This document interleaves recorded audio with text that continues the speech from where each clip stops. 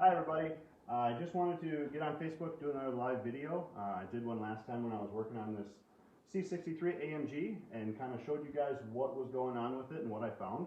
So I have it all fixed up, ready to go. So if you remember, the engine with it on the correct spot, I was not able to fit this special tool in. It wouldn't go in on the cams. I showed you that because the intake camshaft was actually in the wrong spot, essentially not timed correctly. The reason was this is the camshaft gear or actuator. This was faulty, not holding the camshaft in the right spot. So the engine couldn't control the camshaft movement. So I got that intake camshaft adjuster replaced and got it all back together, and still it was running much better, but not quite right. In the end, the exhaust camshaft actuator was faulty as well. So I took that back apart and got that replaced.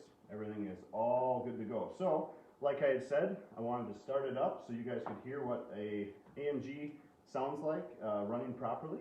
So I'm going to go ahead and hop in and start it up.